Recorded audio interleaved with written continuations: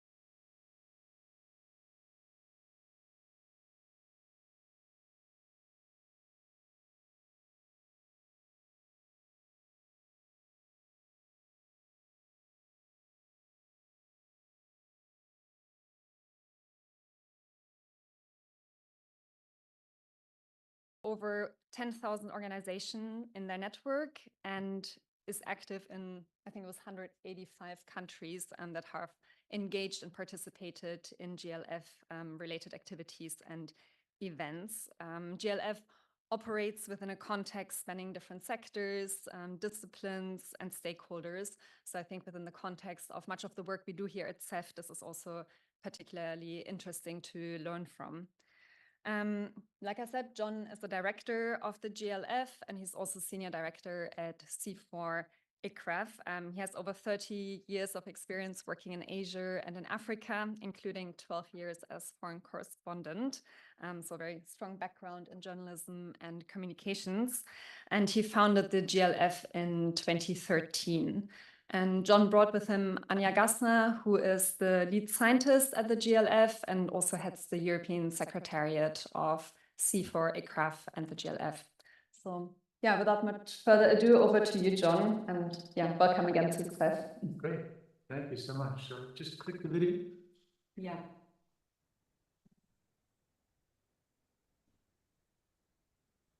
We're just going to start off with a small video about GLF.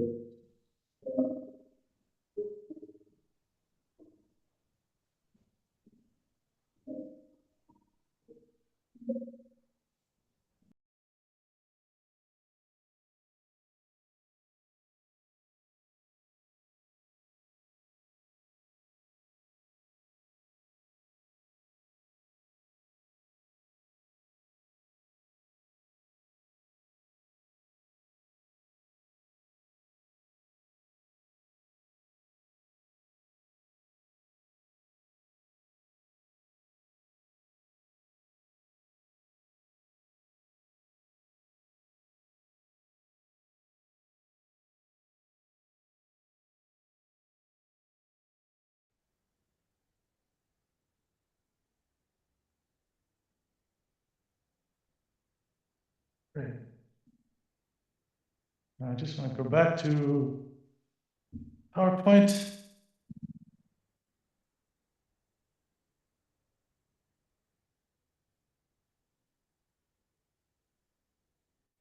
Sorry, I don't know PCs. Let's see if I can get this to present. Just click on that key, the right. Sorry?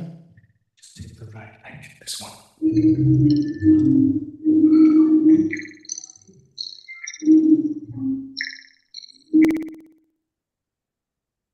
Perfect. Well, thank you everyone for joining today. And those who are online or from where they are, thank you so much for joining us. What we're going to talk about today is how did a small conference in Warsaw become a global movement reaching 2 billion people? And it's been quite a journey, and we're still trying to figure out what is the demand, what drives this thing. And we're working on our second theory of change, and we really welcome your ideas and what have we touched on. So I'm going to try to touch on some of the ideas. There's a lot of information. I'm going to move quickly, so we can go back into it later. But basically, let's go back to 2013. What was happening in the world in 2013? What was the state of the planet in 2013 when the GLF was founded? First of all, the global temperature was 0.68 degrees above pre-industrial ages. Today, it's 1.8, so almost double. Millennium Development Goals were coming to an end.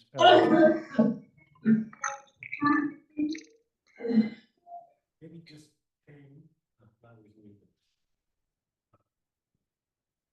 okay. So Millennium Development Goals.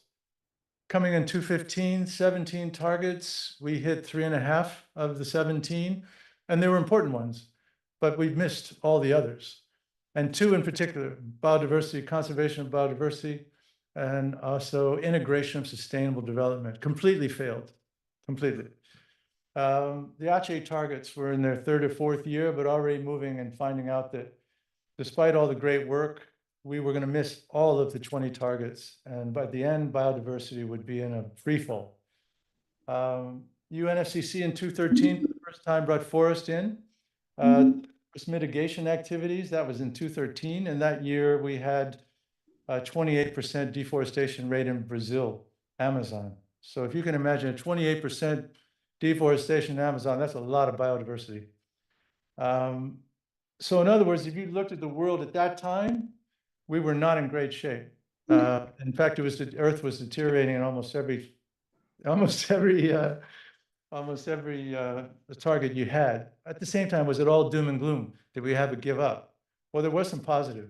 There was a company called Wilmar, which many of you know, the world's largest producer of palm oil, in 2013 announced a policy to have deforestation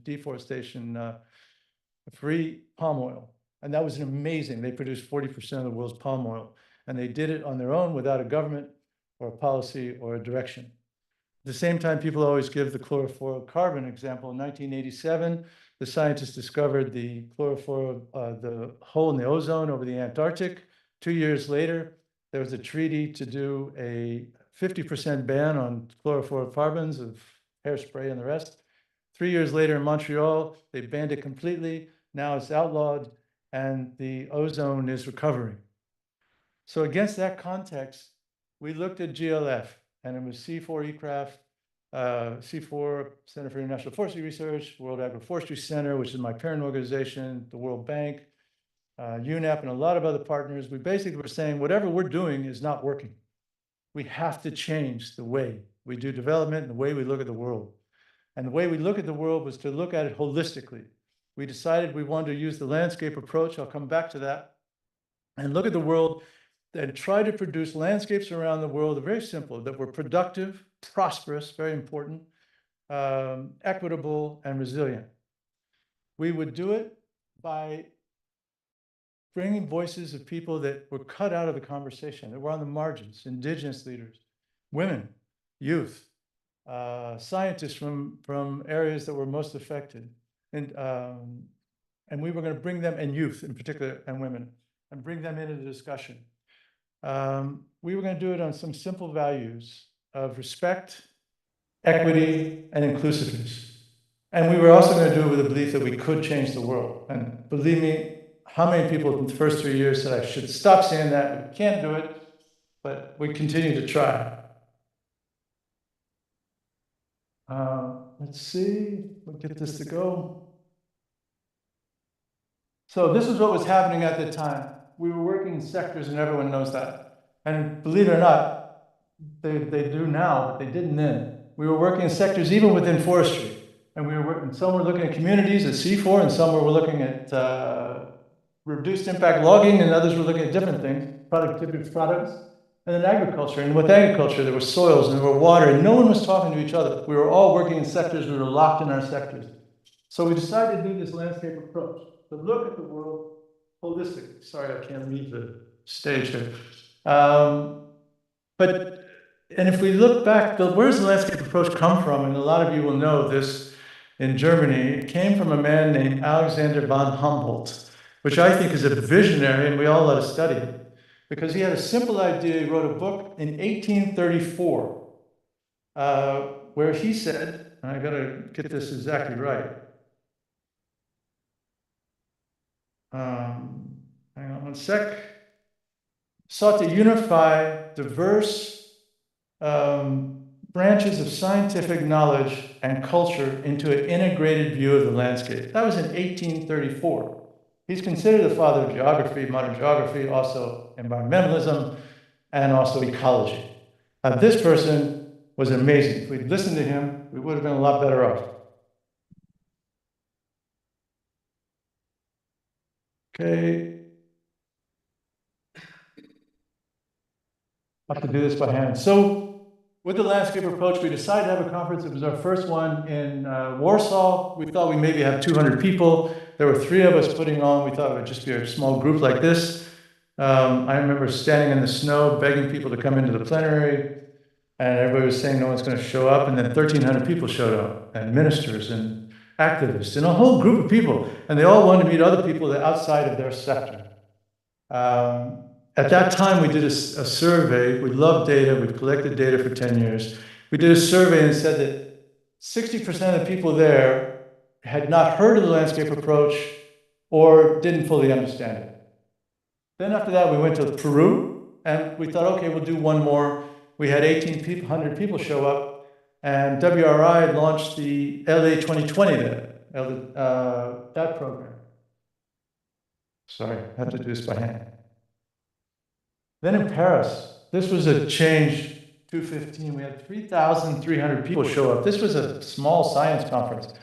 And we had 80 mayors, 70, 80 mayors show up to talk about watersheds. And then said they pledged to restore it. We had 28 ministers, we had indigenous leaders, we had youth, we had artists, we had all kinds of people coming, and we only had 10 people running this conference. I tell you, behind the scenes, it was amazing. But at the same, there were also some important people there. One of them was a fellow, maybe some of you know, named Horst Freiberg, who was in BNU, a forest ecologist.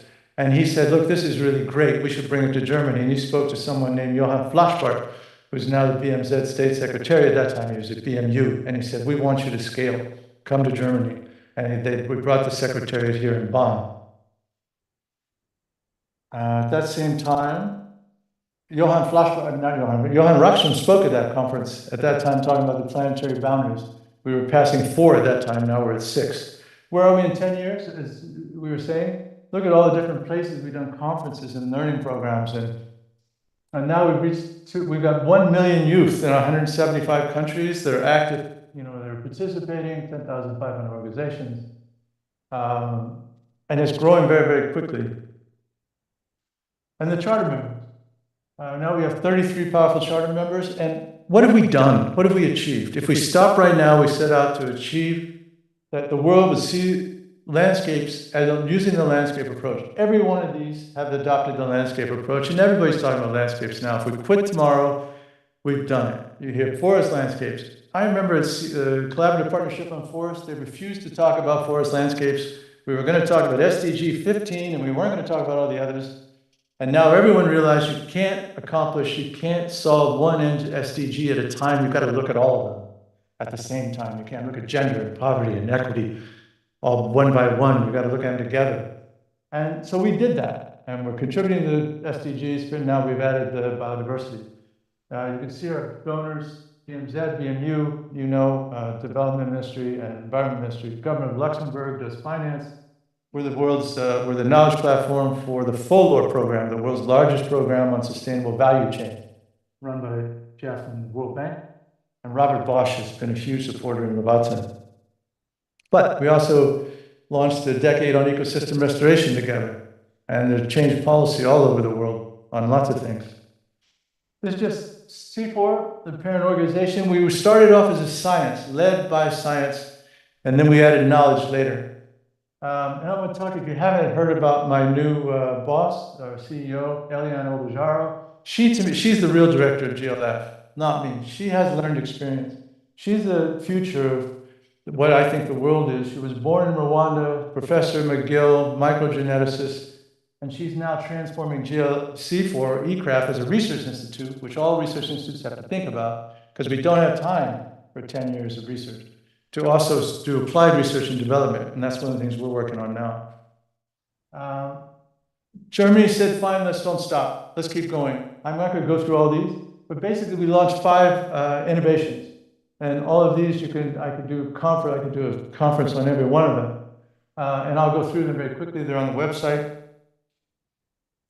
But what is a digital knowledge commons? I didn't bring the book by Eleanor Ostrom called The Theory of the Knowledge Commons, which she predicted one day we'd be able to do a digital knowledge commons, which could integrate people have a vertical integration from the commons to the elite or to the academics and policymakers, and that's what we started to do. And GLF grew with the internet. When we started in 2013, there was 2.5 billion people on the net, and now there's 5.5. But this is called a Gephi chart. This tracks Twitter conversation. Sorry, I can't leave over here. So let's see if I get the tracker. Anyway, on the left, that's okay. On the left is a conversation. It's not really a conversation. It's back in those days they were saying, oh, social media can't do anything. I remember scientists saying, oh, well, what is it? It's just broadcasting. It doesn't do anything. But then this is GLF Peru. 6.7 people reach. But this is trying to be a conversation. This is despair. This one's kind of starting to be. And then this is the next slide, is what changed GLF and what changed my whole thinking of the world. And sorry, this clicker doesn't work. This one.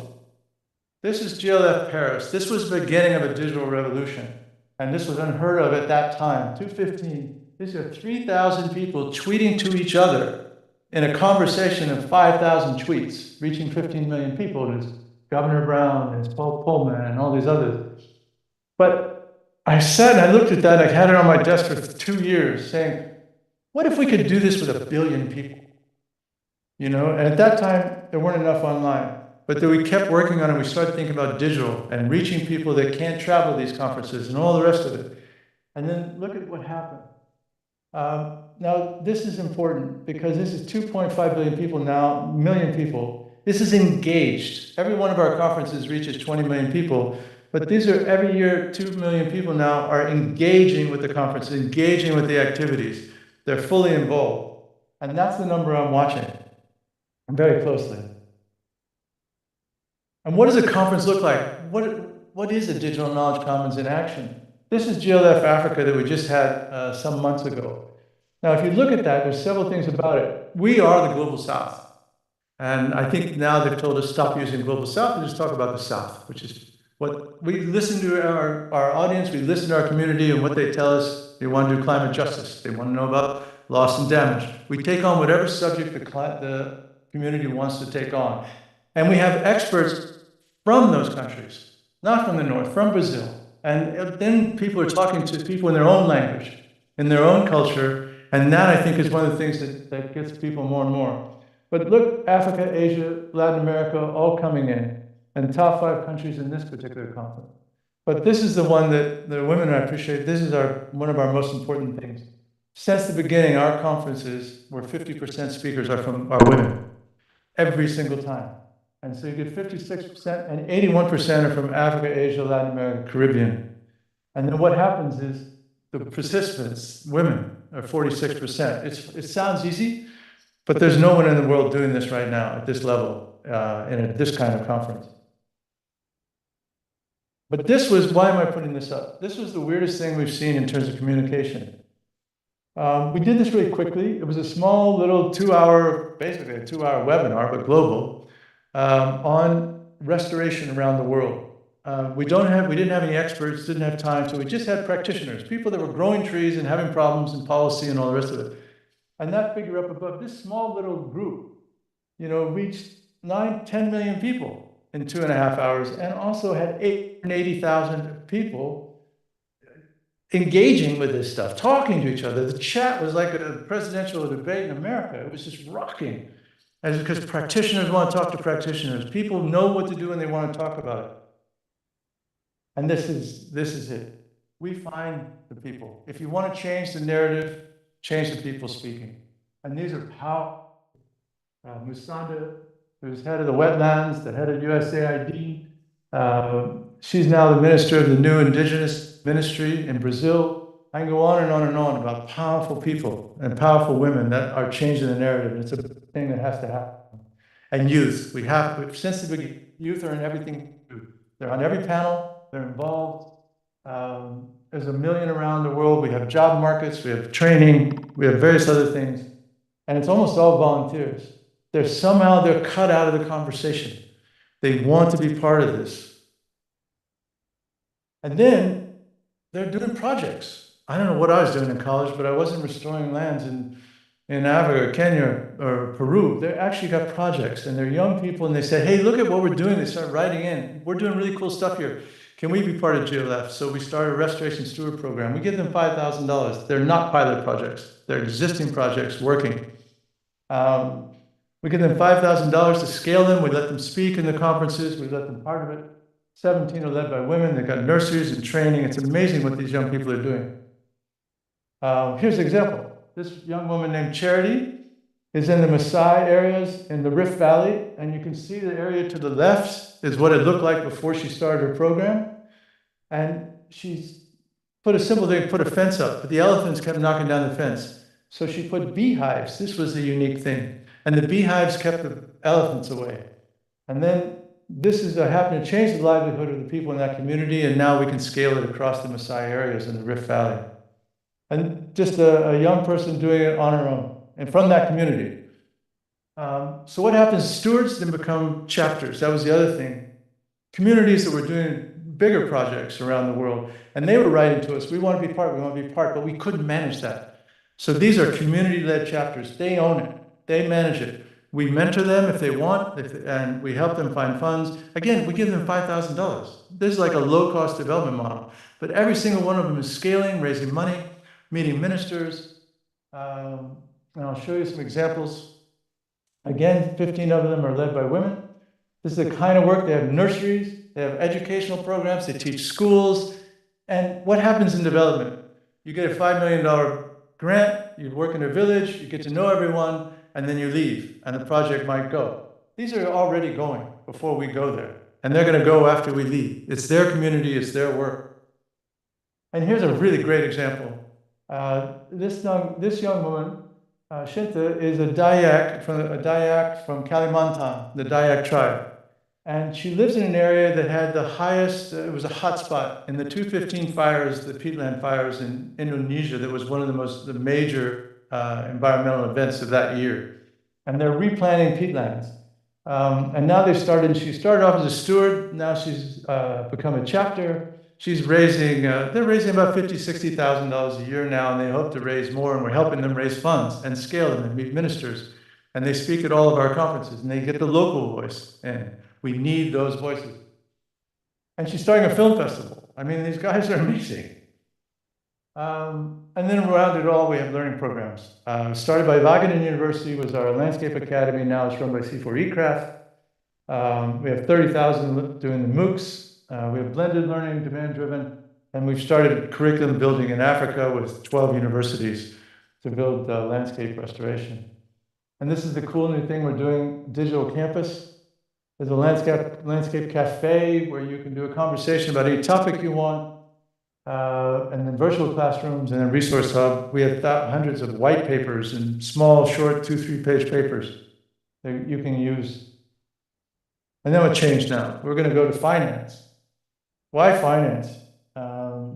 We always had finance in our conferences, and then in Peru in 2014, we had a fellow named Mark Burrows.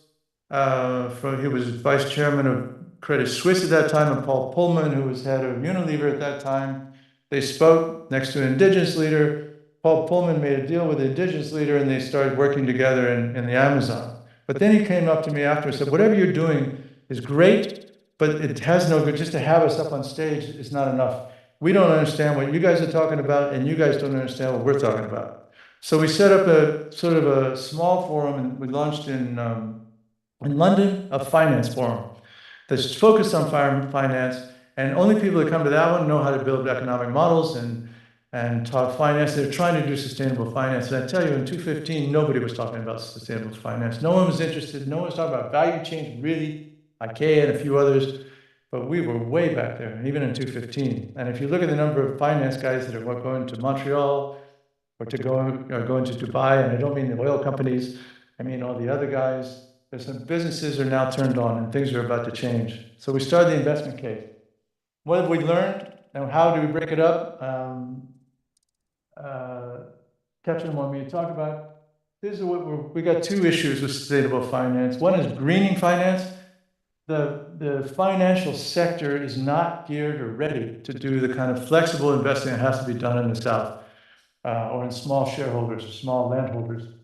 The disclosure, reporting standards, it has to need more flexibility. They need a pipeline. and they need capacity building among the people that want to do projects. People come with projects all the time, but they don't know how to build a model that these guys can hear in 4 minutes, which is the kind of time frame they work on. So this is where we started. We started in London, and now we've got an informal community of practice that goes to each one of these. In 2019, the government of Luxembourg invited us to be there. We have a partnership with them. It's going very well. And we're starting to make grants. We take on different subjects. Again, what people say we need carbon markets. We did a training program in carbon markets. How do you measure carbon? How do you monitor it? How do you market it? And now all the problems with it. And now we're looking at biodiversity credits. And we keep on going. And this is where we're going with finance, because the cool stuff, and this is what I keep saying now, is all happening in the South. So we want to regionalize the investment case. We want to do it in Brazil. There's some great work being done there with locally managed funds run by indigenous groups, communities. Peru has got accelerators. Uganda has got accelerators. And Vietnam's doing some great stuff. We want to connect these projects with investors now. We want to find these investable projects. We want to build the capacity then and learn and teach them, not teach them, work with them, and bring in people to show them how to present. What's the future? When you go back to those big programs, the Millennium Development Goals and the rest of it, and UNFCCC, we've been thinking about this recently, it's not going down below the top level. It's reaching Jakarta, but it's not reaching Kalimantan. The communities, the municipalities aren't embracing these big concepts. It's not being done in their language. It's not part of their culture. And it has to change. So what we think, we're going to do GLF country programs, where the entire GLF program will be GLF Brazil is what we're working on now. And it'll be in Portuguese, it'll be in Spanish, it'll be managed by Brazilians, it'll be learning, it'll be youth, it'll be investment. And we're going to build these programs. It's low cost and it's local. And that's where I think, because in one place we're still not changing policy enough. And we want to figure out, you can't change policy globally, you have to change it locally. And I think that's been another problem with the top-down approach that we've had for 100 years, I guess. And theory of change for the academics. This is our second theory of change. This was based on this theory that came out not so long ago, that if you could get 20% acting in a certain direction, in positive direction, you could influence the rest of the 80%. So we said, okay, let's go with that. And if you think about 8 billion people, I thought we could do that. We can reach 20%. We can certainly reach 10% in 5 years. Our target is 2030. So in this model, the people that are acting and doing all the right things, the chapters and the rest of it are up at the top. The aware and willing to act are second. And then the third are the unaware that just don't know what we should be doing. And almost everyone knows they should be doing something these days, because it's no longer just the South. But this is the important part. Before, we were going from the top down. We were trying to do things from the global level and then doing this, but we want to do it from the local level. We need to shift everything bottom up in everything we do. So we want to localize. We want to accelerate what's working on the ground in these areas, and we want to connect those across those landscapes. And then we want to connect them with others around the world. Peru, learning what they're doing in Brazil or in Indonesia. And then we want to advocate for the best policies and the best practices. And then we want to globalize it. And then we want to increase the number of people acting to 1 billion people by 2030. We want to increase the number of aware and reduce the unaware, and with any luck, they say in theory you should be able to pressure the unwilling, which is the tough one. The people that don't want to change, don't believe the change, or whatever. This is my last slide. I want to go back to Alexander von Humboldt. Not only did he talk about, he did so many things, and if you don't know this guy, he's incredible. But one of the things was, he motivated a holistic perception of a universe or Earth with one interacting entity. Well, that reminds me of someone else. And that is another person I have huge respect for, Johann Rockström, announced this week that he's calling for a paradigm shift to what he's calling a planetary commons. A planetary commons is what Alexander von Humboldt was talking about. And this is 200 years later. We should have been doing this all along. It's one landscape. They're all connected. Antarctica to the Amazon to Arctic. We need to connect it all and look at it that way. And in addition to its planetary boundaries, now is this, and it's just doing amazing things. But why did GLF? Why is it growing like this? And it's continuing to grow really, really large. We got great young people from all over the world working on this, but it's not that. It's something that they demand from the community. And this was what we did a Slido, and we asked them, what do you think about when you think about GLF? And I think one of the things is that if you come to GLF, we really do believe you can change the world. And we always talk about hope. We have IPCC there. We don't run away from the truth. It's all there. We got all the numbers.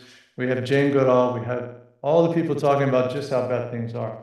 But we can turn this thing around. There's still time, and we believe it. And we're going to do it, but we're going to do it from the south up, where world's biodiversity is, where the real action is. Look at Brazil right now, and then look what might be happening in America.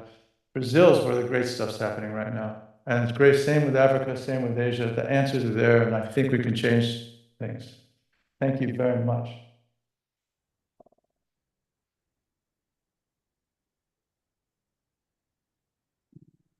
Yeah, thank you very much, John.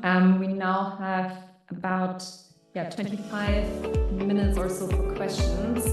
For those of you online, please drop your questions in the chat. And of course, if there are questions here in the room,